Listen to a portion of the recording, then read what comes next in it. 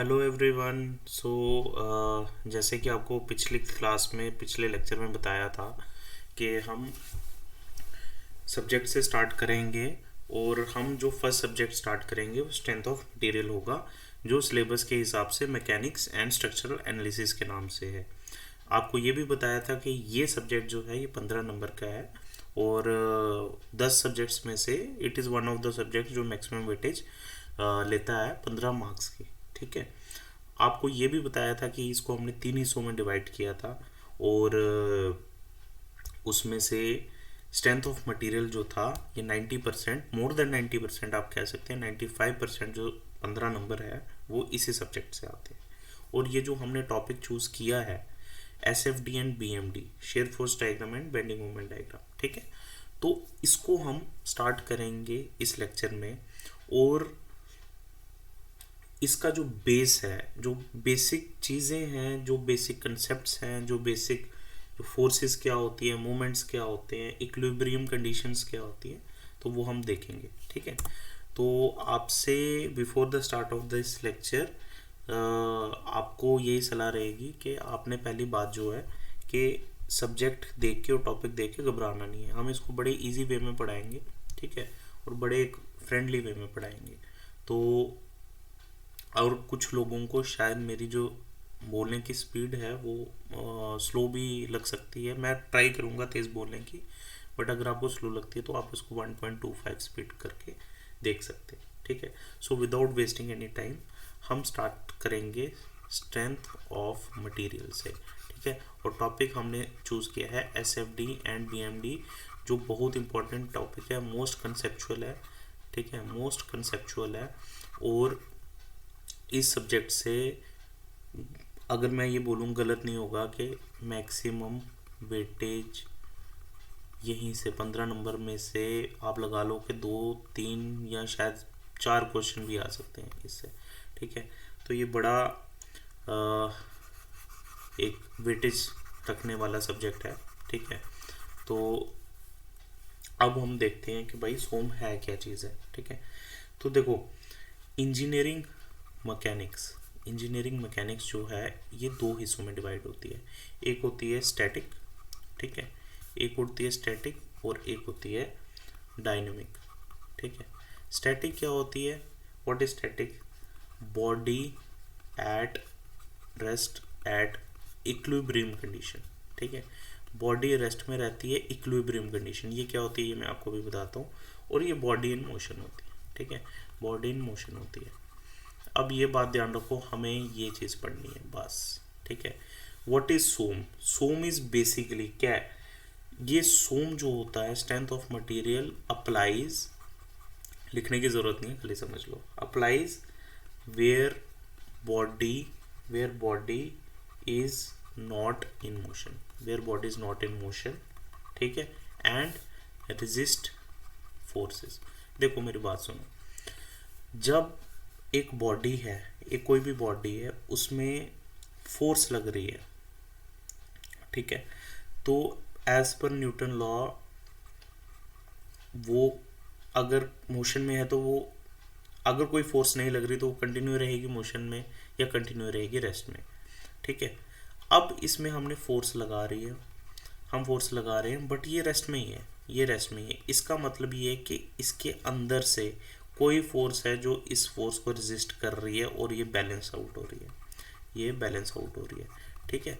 तो हमें इन्हीं बॉडीज़ के बारे में पढ़ना है जो रेस्ट में है इक्विलिब्रियम कंडीशन में और उन पे फोर्सेस लग रही हैं।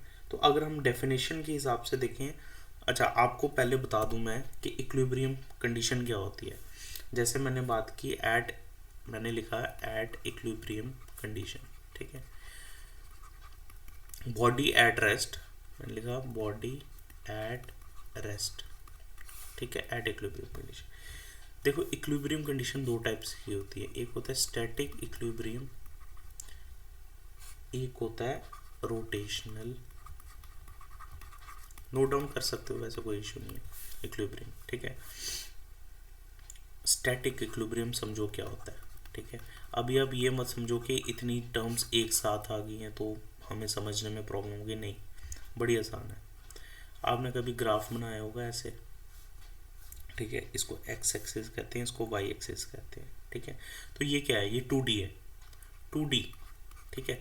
अगर एक तीसरा एक्सिस में निकाल दूं, ये तीसरा एक्सिस, ठीक है, आप इसको समझो ये जेड एक्सिस है। आप ये समझो कि जैसे आपने दो पेन ऐसे रखे हैं, ठीक है, दो पेन आपने ऐसे रखे हैं, तो ये ज़मीन में ही है, ठीक है।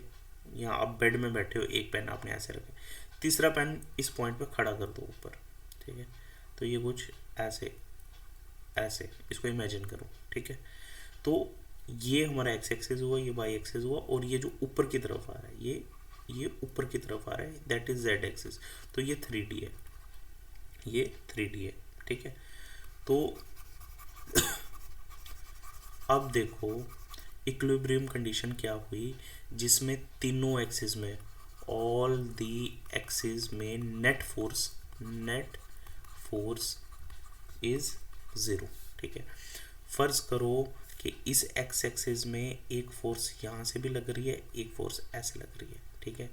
ये 10 न्यूटन की लग रही है, ये भी 10 न्यूटन की लग रही है। तो नेट फोर्स क्या, अगर हम देखें कि एक्स एक्सिस में summation of all the forces along X axis, तो ये क्या है, ये पॉजिटिव और ये उसके ऑपोजिट लग रही है, तो ये इसको कैंसिल आउट कर रही है, तो 10 - 10, तो ये 0 हुआ। तो summation of all the forces along X axis, ये हमारा 0 रहा। वैसे ही और all the forces along Y axis, first करो एक ऊपर से नीचे फोर्स लग रही है और एक नीचे से ऊपर लग रही है, तो ये इक्विलिब्रियम कंडीशन है, क्योंकि हम कैंसिल आउट करेंगे अगर इक्वल फोर्सेज हुई। तो यहाँ पे भी summation of all the forces along Y axis 0, all the forces along x axis 0, similarly all the forces along z axis equal to 0। तो ये हमारा एक इक्विलिब्रियम कंडीशन हुई, इसमें बॉडी मूव नहीं करेगी, क्योंकि सारी फोर्सेस एक दूसरे को कैंसिल आउट कर रही हैं, ठीक है। तो इससे हमें एक चीज़ पता चल गई, all the forces along x axis 0, all the forces along y axis 0, all the forces along z axis 0। तो हमारी बेसिकली देखा जाए तो इक्विलिब्रियम कंडीशन जो है वो 3 है, ठीक है। 3 एक्सिस है, 3 कंडीशंस है, ठीक है।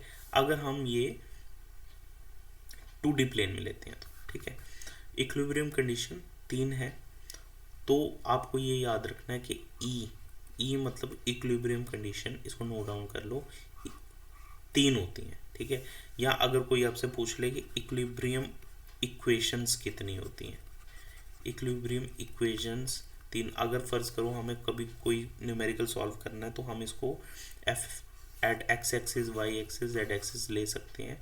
तो ये भी डायरेक्ट क्वेश्चन आता है कि नंबर ऑफ इक्विलिब्रियम इक्वेशंस कितनी होती हैं, तो दे देते 3 4 5 6, या 1 2 3 4 ऐसे दे देते हो, आपको 3 को मारना, ठीक है। तो ये हो गई कि स्टैटिक इक्विलिब्रियम, ठीक है। नेक्स्ट दूसरा टाइप होती है इक्विलिब्रियम की, रोटेशनल इक्विलिब्रियम, रोटेशनल इक्विलिब्रियम, ठीक है।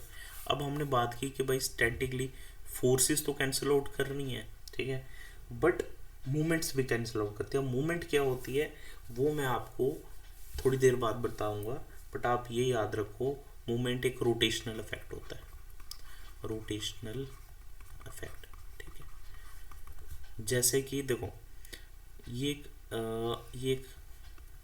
एक स्ट्रक्चर है, ठीक है, ये एक बीम है, ये सब बताऊंगा मैं, बीम क्या होते हैं, फोर्स क्या होती है।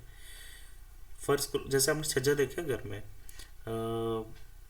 खिड़की के ऊपर छज्जा लगा होता है, ठीक है, आपकी कुछ खिड़की ऐसे होती है, उसको फिर ऐसे बाहर निकला होता है ना। या दुकानों के ऊपर देखा होगा, जो दुकान के बाहर शेड लगी होती है, सन शेड लगा होता है ना। अगर फर्ज करो ये दुकान का दीवार है और ये सनशेड बार ऐसे लगा हुआ है, ठीक है ना। फर्ज करो मैंने इसके ऊपर एक लोड लगा दिया, या एक कबूतर बैठ गया, ठीक है, कबूतर तो चलो बड़ा हल्का होता है, बंदर बैठ गया, ठीक है, तो क्या ये झुक के ऐसे नहीं हो जाएगा, ठीक है। तो क्या हुआ कि यहाँ पे लोड लगने से दुकान का जो सनशेड थी, जो दुकानदारों ने बाहर लगाई होती है, उसके बंदर बैठने से वो मुड़ गया, वो नीचे हो गया, ठीक है। तो इससे क्या हुआ कि यहाँ पे थोड़ी सी रोटेशन हो गई, यहाँ रोटेशन हो गई, rotation due to weight of monkey, due to weight of monkey, ठीक है। अब इस चीज को, इस रोटेशन को हम मूवमेंट कहते हैं, ठीक है, मूवमेंट कहते हैं, ठीक है। तो रोटेशनल इक्विलिब्रियम ये हुआ कि फर्ज करो इधर लोड पड़ने से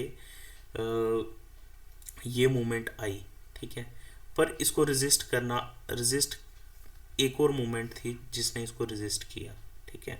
तो उससे क्या हुआ कि इस मूवमेंट का इफेक्ट और इस मूवमेंट के इफेक्ट ने कैंसिल आउट कर दिया, तो यहाँ पे एक इक्विलिब्रियम सिचुएशन क्रिएट हो गई, ठीक है।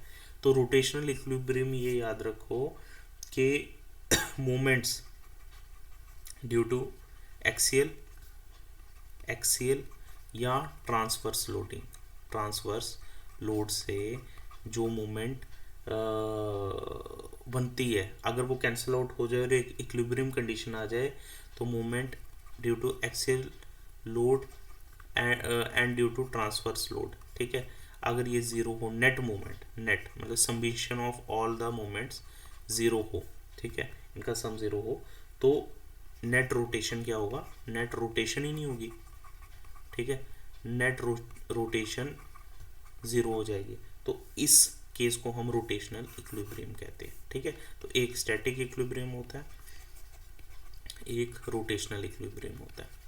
तो जब ये दोनों इक्विलिब्रियम होंगे, ठीक है, तो बॉडी जो होगी, body will be at state of rest, देखो एक चीज़ का ध्यान रखो, रेस्ट में है बॉडी, इसका ये मतलब नहीं है कि इसमें फोर्स नहीं लग रही है, नहीं, इसमें फोर्स लग रही है, बट वो कैंसिल आउट कर रही हैं एक दूसरे को, ठीक है। इसमें मूवमेंट्स लग रही हैं, कुछ में नहीं लग रही है, अब आप पड़े हुए हो भाई बेड में, तो क्या ही आप पे लगेगा, ठीक है। बट जो स्ट्रक्चर्स होते हैं, अब जो ब्रिजेस हैं, ब्रिजेस में फोर्सेस तो लगती हैं, ठीक है, मूवमेंट्स भी लगती हैं, बट वो फिर भी एक रेस्ट कंडीशन में रहता है, क्योंकि वो एक इक्विलिब्रियम कंडीशन में है, ठीक है। तो उन स्ट्रक्चर्स, वो स्ट्रक्चर्स जो रेस्ट कंडीशन में ड्यू टू इक्विलिब्रियम, उन्हीं पे स्ट्रेंथ ऑफ मटेरियल अप्लाई होती है, और हम वैसे ही स्ट्रक्चर पढ़ेंगे, ठीक है। तो आपको समझ आ गया है इक्विलिब्रियम कंडीशंस क्या होती है और सोम क्या चीज़ है, ठीक है। अब मैं आपको ना इसकी डेफिनेशन बताता हूँ, है क्या डेफिनेशन इसकी, ठीक है। सोम की क्या डेफिनेशन, सोम की डेफिनेशन ये है कि इट इज़, लिखते रहो साथ में, it is the deformation linear and angular at static equilibrium condition within elastic limit क्या होती है, ये मैं आपको नेक्स्ट चैप्टर में बताऊंगा जब हम स्ट्रेस स्ट्रेन पढ़ेंगे, ठीक है। एट स्टैटिक इक्विलिब्रियम तो समझ गए, ठीक है। डिफॉर्मेशन क्या हुआ, डिफॉर्मेशन होता है चेंज इन शेप, ठीक है। तो उन स्ट्रक्चर्स की, जैसे एक ब्रिज है, ठीक है, जो एक स्टैटिक इक्विलिब्रियम कंडीशन में बैठे हुए हैं, अब इसमें लोड लग रहा है, मतलब कि फर्ज करो कि ट्रक जा रहा है यहाँ से, ठीक है, ट्रक जा रहा है, तो ट्रक, यहाँ समझ लो कि ब्रिज तो मैंने बहुत बड़ी चीज़ बोली है, फर्ज करो कि एक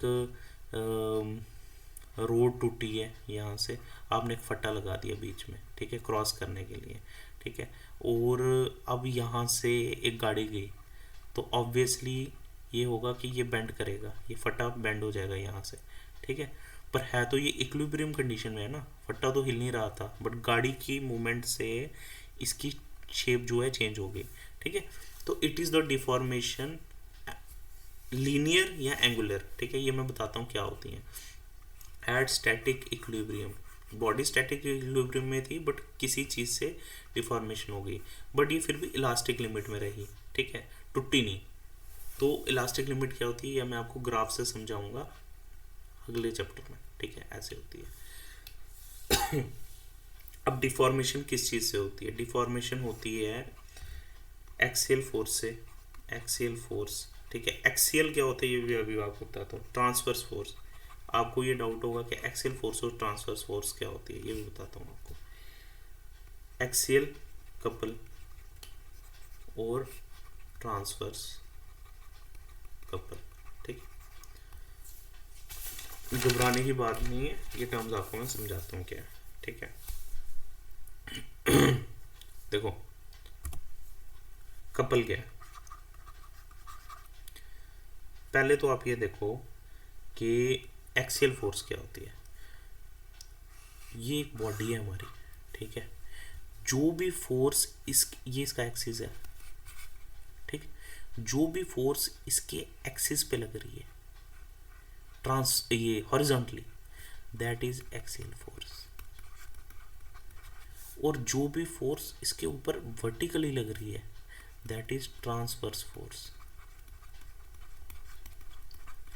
ठीक है, अब क्या है कि ये जो एक्सियल फोर्स है, जैसे फर्ज करो ये एक इंसान है, ठीक है, ये इसकी बाजू है, दूसरा आदमी आता है और इसकी बाजू पकड़ता है और घुमाता है, मरोड़ता है, जैसे हम अपनी लैंग्वेज में कहते हैं, इसको ऐसे रोटेट करता है, उससे क्या होगा, इसकी बाजू मुड़ जाएगी।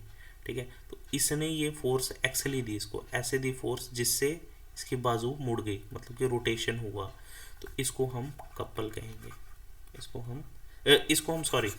हम टॉर्क कहेंगे। ठीक है, ये जो टॉर्क है, what is torque? Torque is basically देखो पहले कपल की बात करें, कपल क्या है? Physical quantity that gives rotation to cross section. ठीक है, अगर रोटेशन हॉरिजॉन्टली है तो उसको हम टॉर्क कहेंगे। ठीक है, अगर रोटेशन फर्ज करो ये इसके बाजू है, दूसरे बंदे ने क्या किया, इसको ऐसे मुक्का मार दिया।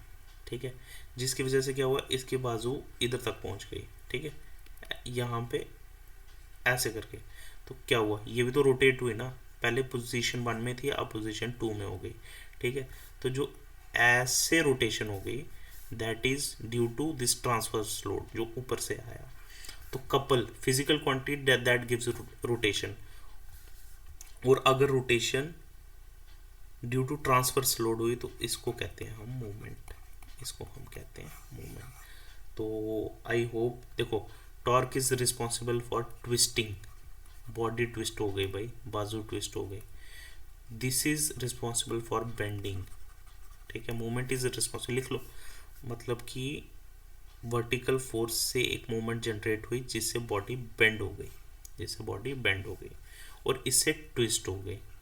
ठीक है, जैसे ट्रक के नीचे वो पाइप देखिए जो घूमती रहती है ऐसे ऐसे ऐसे, ठीक है, ऐसे, तो ये ट्विस्ट है, बेसिकली टॉर्क है, इसलिए गाड़ियों में टॉर्क का कॉन्सेप्ट होता है। ठीक है, और मूवमेंट ये स्ट्रक्चर्स में होती है, जैसे ब्रिज आ गया, ऊपर से लोड लग रहे हैं, थोड़ा बेंड हो गया, यहाँ एक कैंटिलीवर है, यहाँ से लोड लग रहा है, ये ऐसे हो गया। ठीक है, तो ये हो गया मूवमेंट का इफेक्ट। ठीक, तो आई होप कि आपको टॉर्क क्या होता है, मूवमेंट क्या होता है, कपल क्या होता है, ठीक है, एक्सियल फोर्स क्या होती है, ट्रांसफर फोर्स क्या होती है, ये समझ आ गई। तो अब ये देख लो, अब आपको समझ आ जाएगा, इट इज़ द डिफॉर्मेशन, मतलब कि चेंज इन शेप हुई due to linear and angular. ठीक है, एट स्टैटिक इक्विलिब्रियम आपको समझा दिया क्या होता है, जिसमें summation of all the forces zero होता है। ठीक है, and all the movement zero होता है। Condition with in elastic limit, ये मैं आपको बाद में बताऊंगा नेक्स्ट चैप्टर में। ठीक है, तो डिफॉर्मेशन क्या होगा, change in shape due to axial force, transverse force, ठीक है, एक्सियल कपल या ट्रांसवर्स कपल। ठीक है, तो ये हमने देख ली कि सोम क्या चीज़ है, डेफिनेशन क्या है, फोर्सेस क्या होती है। अब हम स्टार्ट करते हैं SFD एंड BMD। ठीक है, इसको कहते हैं शेयर फोर्स डायग्राम, इसको कहते हैं बेंडिंग मोमेंट डायग्राम। ठीक है, इसको स्टार्ट करने से पहले हमें कुछ बेसिक कंसेप्ट्स देखने हैं। ठीक है, बेसिक कंसेप्ट्स देखने हैं हमें, तो अब बेसिक कंसेप्ट्स में पहली चीज़ देखनी है हमें, बीम क्या होता है और कॉलम क्या होता है। ठीक है, मोटा मोटा बताऊंगा होता क्या है विद डेफिनेशन। और ये चीज़ आप नोट करो, इनकी डेफिनेशन भी कई बार एमसीक्यू में पूछी हुई है। ठीक है, बीम क्या होता है, स्ट्रक्चरल यूनिट, लिख डेफिनेशन लिख लो ऐसे, स्ट्रक्चरल यूनिट, ठीक है, विच bear transverse लोडिंग। ठीक है, structural unit which bears transverse loading. ठीक है, अब ट्रांसफर आपको बताया क्या होता है, तो जो यूनिट्स ट्रांसवर्स लोडिंग लेते हैं उसको बीम कहते हैं, और कॉलम हुए दैट बेयर एक्सियल लोडिंग। ठीक है, दैट बेयर एक्सियल लोडिंग मतलब कि आपने देखा होगा घर पे पिलर है, ठीक है, इस पे लोड लग रहा है ऐसे, तो ये बेसिकली इसके एक्सिस पे लग रहा है, ऐसे नहीं लग रहा। अगर लोड इस पे ऐसे लग रहा होता तो ये बीम होता। ठीक है, वरना ये कॉलम है। ठीक है, तो ये आई सपोज आपको पता चल गया बीम क्या होता है और कॉलम क्या होता है। अब क्या है, अब लिखो आप type of support, type of supports. ठीक, टाइप ऑफ सपोर्ट्स, तो उससे पहले हम देखेंगे, फिर से आपको मैं एक बताता हूँ, रिएक्शन फोर्स लिखो, रिएक्शन फोर्स। रिएक्शन फोर्स क्या होती है और रिएक्शन मोमेंट। देखो आपने पहले लिखो, it will develop when displacement is resisted, और it will develop when rotation is resisted। ठीक है, और एक चीज़ और लिख लो कि it depends on material। Material कैसा होगा बॉडी का, उस पर भी डिपेंड करता है। ठीक है, कोई ज़्यादा रेजिस्ट करता है, कोई कम रेजिस्ट करता है। अच्छा देखो, एक एक इंसान है, आपने एक चीज़ है, ये एक बीम लेता हूँ मैं, आपने इस पे यहाँ पे फर्ज करो लोड लगाया। ठीक है, ये एक फिक्स है यहाँ से। ठीक है, यहाँ से लोड लगाया, तो इसको आइडली क्या है, इसको आइडली यहाँ से, जैसे आपका घर है, आपकी ये आपका कमरा है। ठीक है, ये फर्स्ट फ्लोर है, ये ग्राउंड फ्लोर है, ये रूम नंबर है 1, ये रूम नंबर 2। आपकी यहाँ बालकनी है, बालकनी यहाँ ऐसे बाहर होती है ना। ठीक है, बालकनी बाहर होती है। अब आप यहाँ पे ग्रिल लगाई होती है आपने, आप यहाँ पे खड़े हो जाते हो। ठीक है, तो क्या ये टूट जाती है? नहीं टूटती ना ये। पर क्या है कि आप इसको लोड दे रहे हो, आप समझ लो 80 किलो के हो, 80 किलो का लोड तो यहाँ पे आ रहा है, तो ये तो झुकनी चाहिए, ये तो ऐसे झुक जानी चाहिए, पर ये नहीं झुक रही, ये नहीं, इसको तो आप हटाओ। ठीक है, ये नहीं झुक रही। इसका ये मतलब है कि अगर मैं इसको ऐसे समझाऊं, तो ये आपकी दीवार थी, ये कुछ आपकी बालकनी ऐसी है, आपने यहाँ बंदा खड़ा कर दिया। ठीक है, तो ये नहीं झुक रही है, पर आप क्या कर रहे हो, आप इसको एक नीचे पुश दे रहे हो, आप इसको एक नीचे पुश दे रहे हो, एक फोर्स दे रहे हो। ठीक है, जिसको हम फर्ज करो, इसको मैंने पी बोला, पी इज़ 80 किलो, 80 kg। ठीक है, वैसे फोर्स न्यूटन में होती है, बट चलो समझने के लिए आप किलो में ही लो।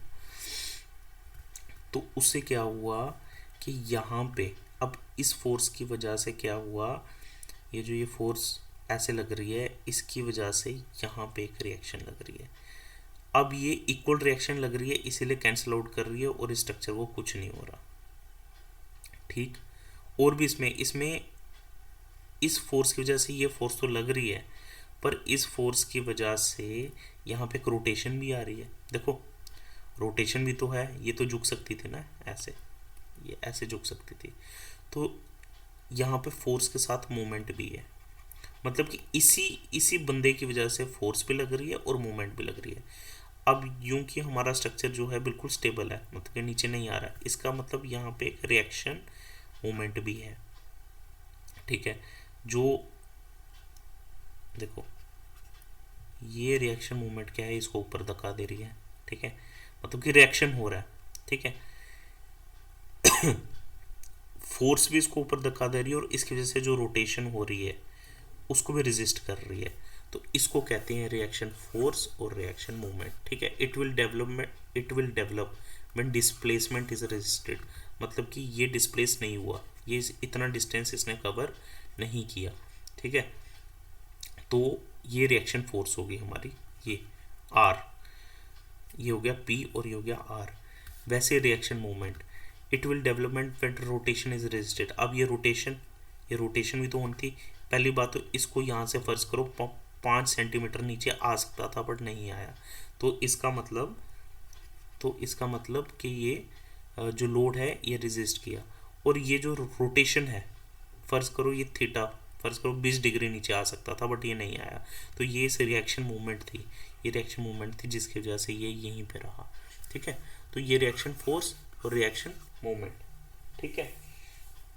तो ये आई होप आपको समझ आ गया, ठीक है। अब क्या है कि टाइप्स ऑफ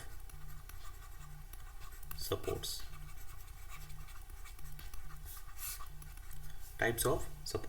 ठीक है। पहला है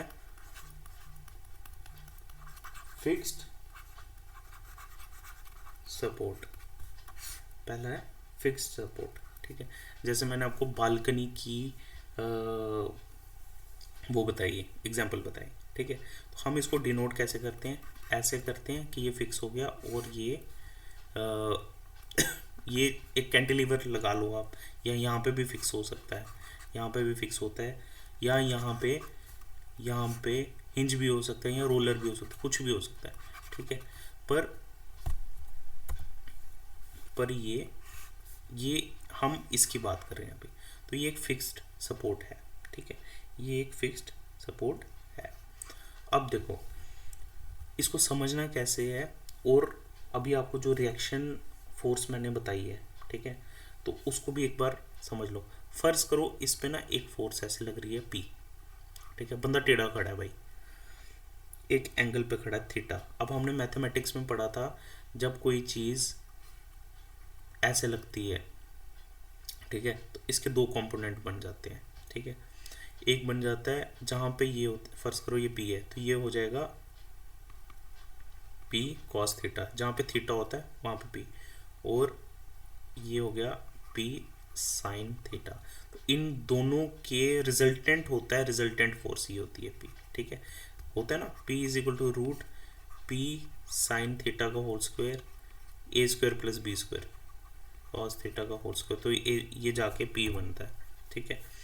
तो वैसे ही हम क्या करते हैं, अगर ये थीटा पे कोई भी फोर्स लग रही है तो हम इसको तोड़ेंगे, तो हम बोलेंगे भाई इस पॉइंट पे एक फोर्स लग रही है पी साइन थीटा, और इस पॉइंट पे एक फोर्स लग रही है पी कॉस थीटा, ठीक है।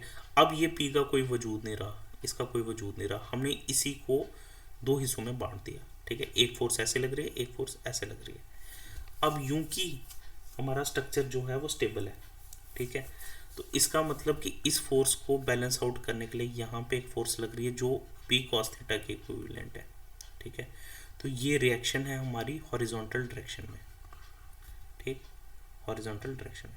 वैसे इस पी साइन थीटा को, क्योंकि फोर्स तो सपोर्ट पे लगती है, हमेशा याद रखना जो रिएक्शन फोर्स होती है वो वहीं पे सपोर्ट पे लगेगी, ठीक है।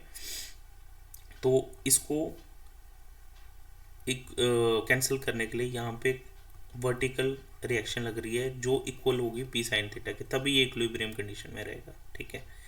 अब इसकी वजह से देखो पी कॉस थीटा की वजह से क्या होगा, ट्विस्टिंग होगी, ठीक है, बट हम ट्विस्टिंग नहीं पढ़ रहे अभी, ठीक है। हम पी साइन थीटा की वजह से क्या होगा, यहाँ पे एक मूवमेंट लगेगी, तो इस मूवमेंट को कैंसिल आउट करने के लिए यहाँ पे एक मूवमेंट लगी है, जो देखो मूवमेंट का फॉर्मूला होता है फोर्स इनटू डिस्टेंस, ठीक है। तो तो फोर्स लग रही है पी साइन थीटा इंटू, फर्ज करो ये एल डिस्टेंस पे लग रहा है, यहाँ से एल डिस्टेंस पे फोर्स लग रही है P sine theta into L.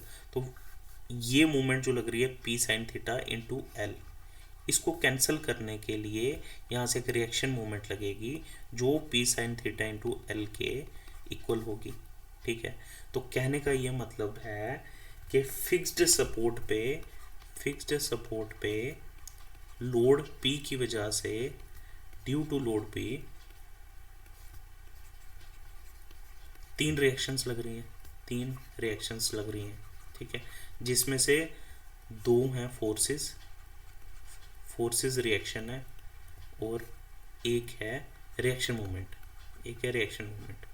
ठीक, दैट इज RH RV, और ये है RM, या इसको आप RM भी नहीं कहो, इसको M मोमेंट कह दो। ठीक है, इसको आप MZ कह दो। ठीक है, तो ये हमने देखा कि फिक्स्ड सपोर्ट क्या होती है और इसमें कितनी रिएक्शंस लगती हैं। ठीक है, और प्रैक्टिकल एग्जांपल है आपका बालकनी या छज्जा जो विंडो के ऊपर होता है, तो ये आपकी प्रैक्टिकल एग्जांपल है। ठीक है, अब इसी कंसेप्ट को आगे लेते हैं। दूसरी सपोर्ट होती है हिंज्ड, जिसको हम पिंड भी कहते हैं। ठीक, ये कैसे दिखती है, ये हम इसको डिनोट करते हैं ऐसे। ठीक, आगे क्या है उसको अभी छोड़ दो, वो अभी हम पढ़ेंगे बीम किस टाइप के होते हैं, तब मैं आपको बताऊंगा कि इसके आगे क्या लगता है। ठीक है, फिलहाल इसको आप चाहे कुछ भी अभी इसको रहने दो। ठीक है, हम इसकी बात कर रहे हैं, ये हिंज होती है और इसको हम ऐसे डिनोट करते हैं। हिंज क्या होता है ये मैं आपको बताता हूँ। देखो हिंज, आपके घर पे दरवाज़ा लगा है, दरवाजे और जो उसकी चगाट है, जो उसका फ्रेम है।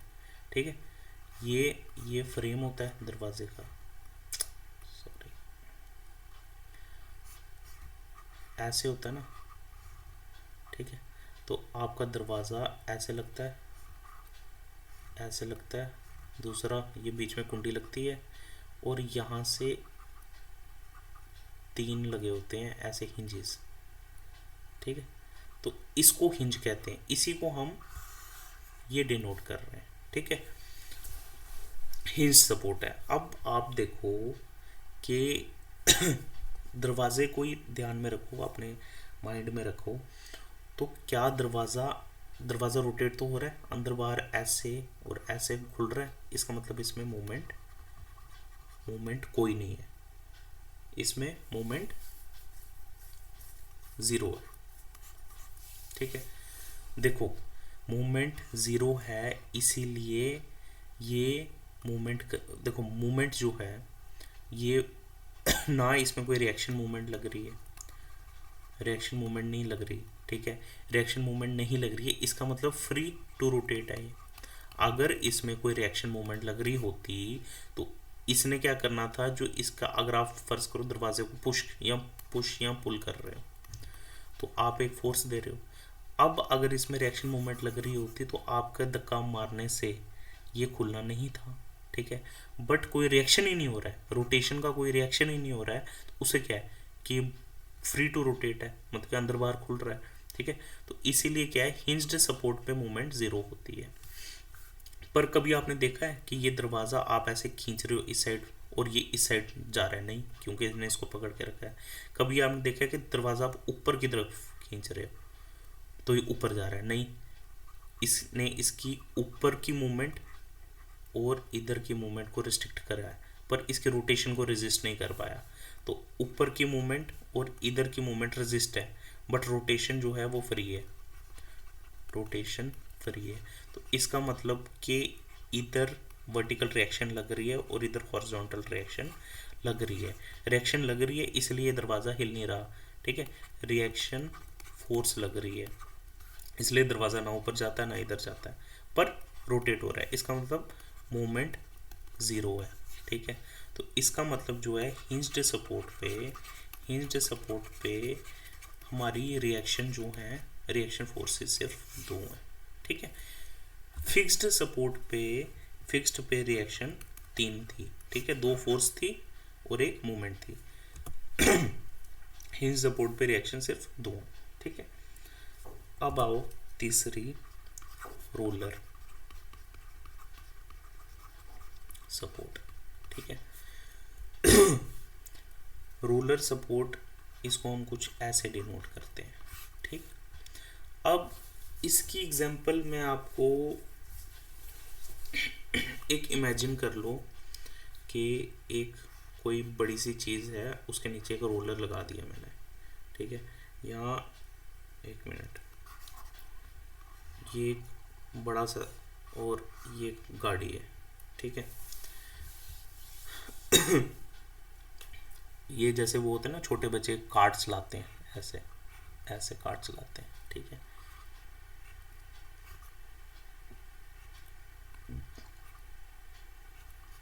ठीक है, अब आपने यहाँ से इसको पुश किया, आगे जा रहा है, क्या ये ऊपर जाएगा? नहीं। क्या ये रोटेट करेगा? नहीं, ठीक है। या इसको कार्ड की जगह एक मशीन मान लो, मशीन जिसको आप आगे धक्का दे रहे हो, आगे जा रही है, पीछे हो रही है, मतलब इस डायरेक्शन में मूवमेंट कर रही है। क्या ये ऊपर जा रही है? नहीं। क्या ये रोटेट कर रही है? नहीं, ठीक है। Sorry, I am really sorry, ये जो है it is free to rotate, it is free to rotate, free to rotate, ठीक। फ्री टू रोटेट क्यों भाई? ये एक व्हील लगा है, आप इसको ऐसे कर रहे हो, अगर बंदे को रेस्ट करा, ये तो अभी चला रहे हो तो इधर जा रहा है, अगर रेस्ट कराना है तो ये ऐसे नहीं हो सकता ज़मीन पे, ये ज़मीन है, ठीक है, ऐसे रेस्ट नहीं हो सकता। तो इसका मतलब ये है कि रोटेट कर सकता है ये। आई एम रियली सॉरी, मैंने आपको कहा ये रोटेट कर सकता है, ठीक है, it is free to rotate, ठीक है। तो हमें ये देखना, ये हम देख रहे हैं कि इस सपोर्ट पे रोटेशन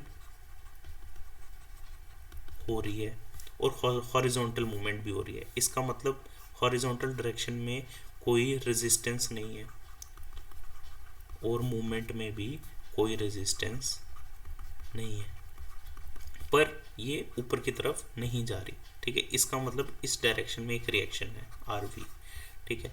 तो रोलर सपोर्ट में नंबर ऑफ रिएक्शन सिर्फ एक होती है जो वर्टिकल डायरेक्शन में होती है, ठीक है, हॉरिजॉन्टल डायरेक्शन में नहीं होती, इसीलिए फ्री टू रोटेट है, फ्री टू मूव है हॉरिजॉन्टल, और रोटेशन भी नहीं, रोटेशनल मूवमेंट भी नहीं है, इसलिए फ्री टू रोटेट है, ठीक।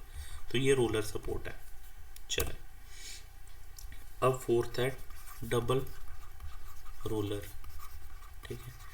इसका एक बड़ा सिंपल एग्जांपल है, आप साइबर कैफ़े में गए होंगे, पहले जाते थे, आजकल तो कंप्यूटर हैं सबके पास, तो उनका जो डेस्कटॉप के नीचे जहाँ पे कीपैड होता है, कीबोर्ड होता है, ठीक है, वो कुछ ऐसा है जो फर्ज करो ये टेबल है आपका, ये कंप्यूटर लगा है, आप यहाँ पे कुर्सी लगा के बैठे हो, ठीक है, आप यहाँ पे बैठे हो, तो ये ऐसे कुछ लगा होगा, ये अंदर बाहर होता है और इस पे कीबोर्ड लगा होता है, ठीक है, कीबोर्ड लगा होता है और ये कंप्यूटर की स्क्रीन है, ये आपको फेस कर रही है, ठीक है। तो आप क्या करते हो, इसको कभी अंदर करते हो, कभी आप इसको बाहर करते हो, पर क्या ये ऊपर नीचे हो सकता है? नहीं हो सकता। क्या ये रोटेट हो सकता है? क्या आप इसको, इस अंदर बाहर को आप रोटेट कर सकते हो? नहीं कर सकते हो। तो ये डबल रोलर है। इसको हम डिनोट कैसे करते हैं? ऐसे, इधर भी रिस्ट्रिक्शन है, इधर भी रिस्ट्रिक्शन है, बट इधर फोर्स लगा रहे हो आप, ठीक है। तो ये इधर और इधर हो सकता है, बट इधर इधर नहीं हो सकता, और ये रोटेट भी नहीं हो सकता, ठीक है। तो यहाँ पे ये हमारा, इसमें क्या है कि इधर रिएक्शन लग रही है और इधर भी रिएक्शन लग रही है, ठीक है, इधर भी रिएक्शन लग रही है जो इस वाले मोमेंट को कैंसिल आउट कर रही है, ठीक है, तो मोमेंट भी लग रही है, तो यहाँ पे नंबर ऑफ रिएक्शंस 2 हैं, ठीक है। इधर रिएक्शन नहीं लग रही क्योंकि ये फ्री टू रोटेट है, मतलब कि इसको कोई रेजिस्टेंस नहीं है, तो यहाँ कोई रेजिस्टिव फोर्स नहीं है, ठीक है, इसलिए ये इधर और इधर मूव कर रहा है, ठीक है। अब ये हम 2D स्ट्रक्चर्स पढ़ रहे थे, ठीक है। 3D स्ट्रक्चर्स होते हैं, इसमें ज़्यादा ध्यान मत रखो, बस ये देखो कि जहाँ फिक्स्ड सपोर्ट में रिएक्शन हमने देखी 3 थी 2D में, यहाँ पे 3D में वो रिएक्शन 6 हो जाएगी, बस इसको नोट कर लो, ठीक है। पिन या हिंज्ड सपोर्ट में रिएक्शन कितनी थी 2, यहाँ पे रिएक्शन 3 हो जाएंगे, ठीक है, एक 3D डायरेक्शन में होगी। रोलर में रिएक्शन कितनी थी 1, तो रिएक्शन 1 ही रहेगी, ठीक है, बस ये इसको इतना ही याद करो, ठीक है। अब हम बढ़ेंगे आगे, टाइप्स ऑफ बीम्स, ठीक है। बीम क्या था, all the structures that take vertical load, ठीक है, ये आपको मैंने बताया था। अब आ गया पहला, simply supported beam, simply supported beam, ठीक है। तो देखो हमने ये पढ़ा कि हिंज सपोर्ट क्या होती है, ठीक है, ये ऐसे बताया था मैंने आपको। अगर हिंज सपोर्ट के यहाँ पे एक रोलर सपोर्ट में लगा दूँ तो इस टाइप ऑफ बीम को सिंपली सपोर्टेड बीम कहते हैं, ठीक है। अब फिक्स्ड सपोर्ट, ये हिंज सपोर्ट में कितनी रिएक्शंस थी, एक ऐसे और एक ऐसे, आर वी और आर एच, ठीक है, और यहाँ पे क्या थी, सिर्फ आर वी रिएक्शन थी, इधर रिएक्शन नहीं थी और मूवमेंट भी नहीं थी। इसमें भी ये भी फ्री टू रोटेट है, ये भी फ्री टू रोटेट है, ठीक है। इसका मतलब मूवमेंट यहाँ पे भी 0 है और यहाँ पे भी 0 है, ठीक है, मतलब कि कोई रेजिस्टिव मूवमेंट है ही नहीं है, ठीक है। तो नंबर ऑफ रिएक्शंस कितनी होगी, 2 + 1 3, इसको याद रखो, नोट डाउन कर लो, ये MCQ में पूछते हैं, ठीक है। अब दूसरा पार्ट ये है कि प्रैक्टिकली क्या एग्जाम्पल होगी इसकी, ठीक है। तो प्रैक्टिकली अगर मैं बात करूं, जैसे देखो ये आपको कोई नहीं पूछेगा जेई में प्रैक्टिकल एग्जाम्पल, ठीक है, नहीं पूछता कोई भी, ये पूछेगा एई में या गेट के या ESC के इंटरव्यू में, उसमें भी पेपर में कोई नहीं पूछता भाई प्रैक्टिकल एग्जाम्पल बताओ, आपने बीम तो बना दिया। तो practically this structure is not, ये मैं आपको एक्स्ट्रा बता रहा हूँ, इसको नोट डाउन मत ही करो आप चाहे, ठीक है, this structure is not possible, ठीक है। इसकी प्रैक्टिकल एग्जाम्पल होती है जिसमें यहाँ पे भी हिंज होता है और यहाँ पे भी हिंज होता है, ठीक है। जैसे कि फ्रिज है ना, फ्रिज का ऐसे होता है फ्रिज, और ये इसके 2 होते हैं, ठीक है। यहाँ ब्रिज, ये ब्रिज है और ये डेक स्लैब है, तो ब्रिज भी इसके ऊपर, इसको गर्डर के ऊपर रखते हैं ऐसे, ठीक है। तो ये हमारा सिंपली सपोर्टेड बीम है, simply supported beam deck slab, ठीक है। ये दोनों हिंज्ड सपोर्ट होती हैं, ठीक है, दोनों हिंज्ड होती हैं, ठीक है। पर प्रॉब्लम ये है कि नंबर ऑफ रिएक्शंस यहाँ 2 और यहाँ पे भी 2, तो टोटल रिएक्शंस हो जाती हैं यहाँ 4, और इक्विलिब्रियम इक्वेशन हमने पहले देखी थी, वो हमें हमेशा 3 ही होती हैं, ठीक है, 2D। तो ये इनडिटर्मिनेट हो जाता है, बताऊंगा इनडिटर्मिनेट और डिटर्मिनेट क्या होता है, बट सिंपली सपोर्टेड जो बीम है ये हमेशा डिटर्मिनेट होता है और स्टेबल होता है। इसीलिए हम फॉर थ्योरेटिकल पर्पस इसको हम रोलर लेते हैं, ठीक है, और आपको ये रोलर ही पढ़ना है, आप इसके अंदर मत घुसो, ये मैंने आपको बस एक प्रैक्टिकल एग्जांपल दी थी, ठीक, ये मैंने आपको एक प्रैक्टिकल एग्जाम्पल दी थी, ठीक है। अब सेकंड इज कैंटिलीवर बीम, ठीक। देखो इसका एक क्वेश्चन बड़ा फेवरेट है, क्वेश्चन आता है which is basic structural unit, तो आपने हमेशा आंसर करना है उसको कैंटिलीवर बीम, ठीक है।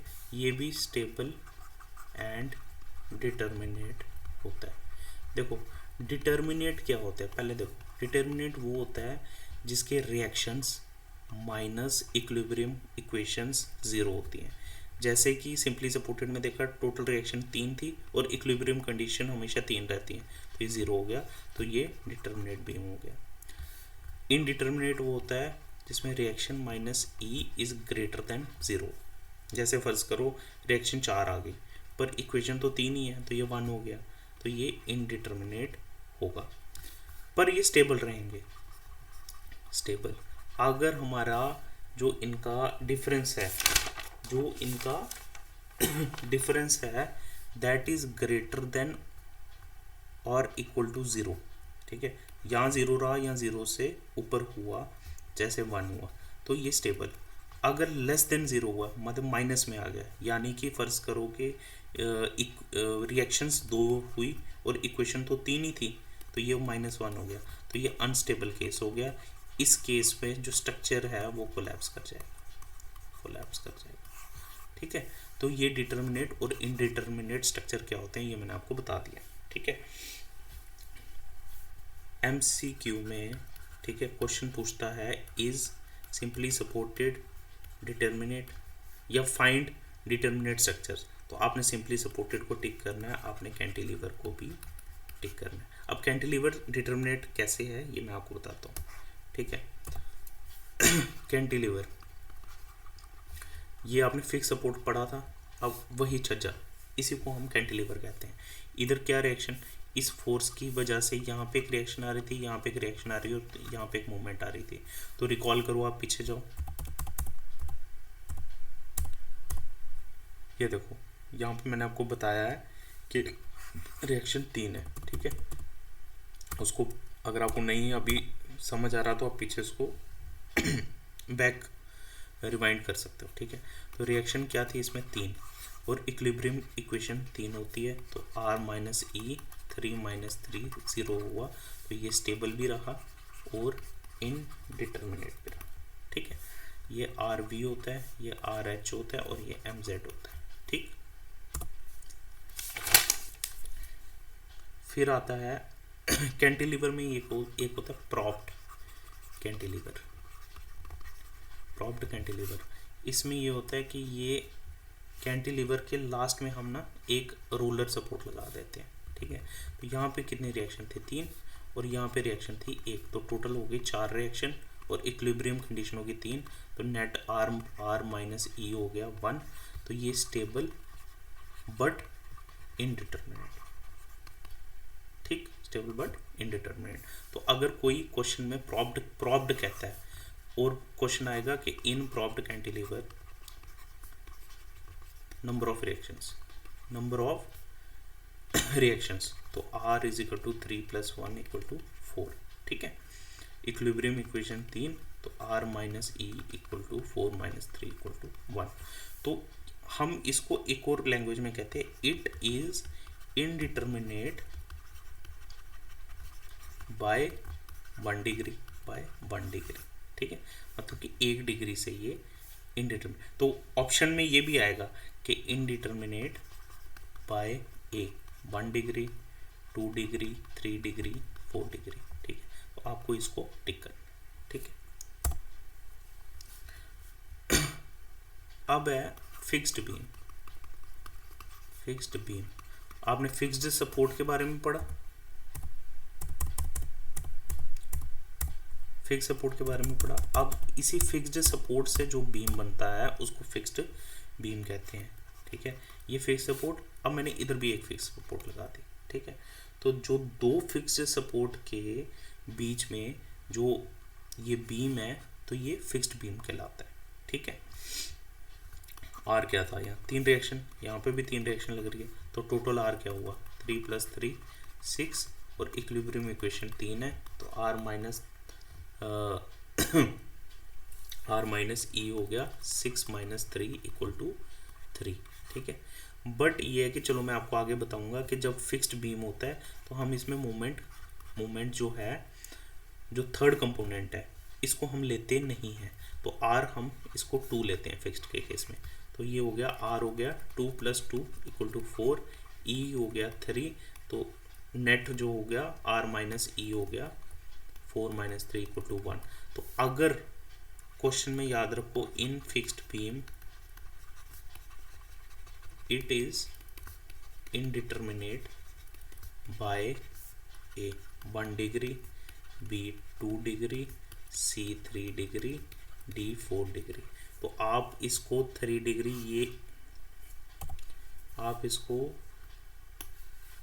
3 डिग्री नहीं करेंगे, आप इसको 1 डिग्री करेंगे। ठीक है, ये है इसका आंसर। ठीक है, अब आओ फोर्थ, कंटिन्यूस बीम। ठीक है, तो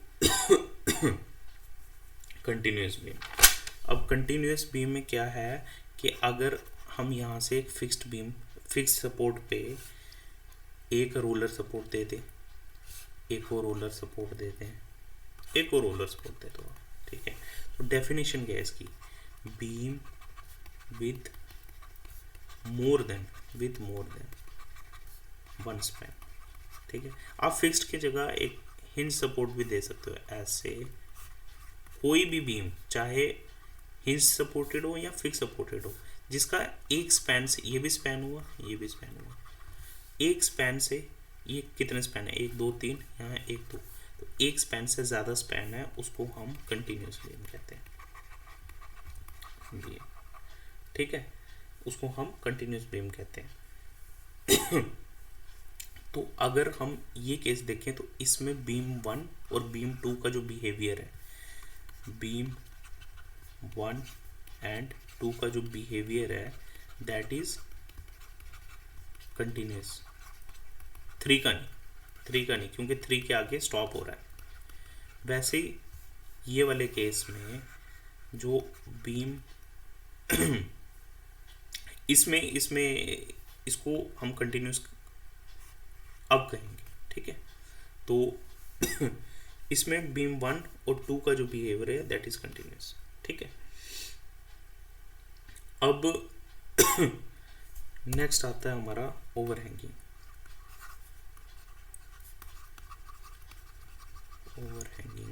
बीम। ठीक, फर्ज करो ये एक सिंपली सपोर्टेड बीम है और इसके आगे भाई गैलरी बन गई, इसके आगे गैलरी बन गई, तो यहाँ पे कोई सपोर्ट नहीं है, नो सपोर्ट। ठीक है, अच्छा आपको मैंने बताया नहीं, जो कंटिन्यूस बीम है that is also stable and indeterminate. जो फिक्स्ड बीम है this is stable and indeterminate, ये तो मैंने आपको बता दिया। ठीक, ये जो ओवरहैंगिंग है दिस इज इसमें ये वाला केस है, ये वाला केस यहाँ पे कितनी है, रिएक्शन 2 रिएक्शन 1, तो ये स्टेबल एंड डिटर्मिनेट। ठीक, फर्ज करो इस ओवरहैंगिंग में ऐसे में लगा दो, ऐसे मतलब कि यहाँ से ये ओवरहैंग कर रहा है, तो यहाँ कोई सपोर्ट नहीं है, तो यहाँ पे रिएक्शन कितने थे 3, रिएक्शन कितनी है 1, ये 4 - 3 = 1 डिग्री। ठीक है, तो ये हो गया स्टेबल एंड इनडिटर्मिनेट। ठीक है, तो ये ओवरहैंगिंग बीम कुछ ऐसा दिखता है। ठीक, तो इस लेक्चर में मैंने आपको टाइप्स ऑफ सपोर्ट्स बताई, सोम की डेफिनेशन बताई, रिएक्शन फोर्स क्या होती है, रिएक्शन मोमेंट क्या होती है, ट्विस्टिंग बेंडिंग क्या होती है, टॉर्क मोमेंट क्या होती है। ठीक है, और 3D स्ट्रक्चर क्या होते हैं, 2D क्या होते हैं, टाइप्स ऑफ बीम बताया आपको। ठीक है, डिटर्मिनेट और इनडिटर्मिनेट स्ट्रक्चर्स भी आपको मैंने बताया। ठीक, अब इस पे एक चीज़ और है। फ़र्ज़ करो, देखो ये कंसेप्ट थोड़ा सा हाई लेवल है बट आपको समझना पड़ेगा।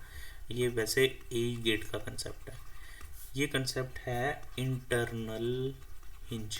ठीक है, हम कई बार क्या होता है, स्ट्रक्चर होता है जैसे ये स्ट्रक्चर है, ठीक है, ये ऐसे स्ट्रक्चर मान लिया, यहाँ पे ना एक हिंज दे देते हैं, वही हिंज जो दरवाजे में लगा।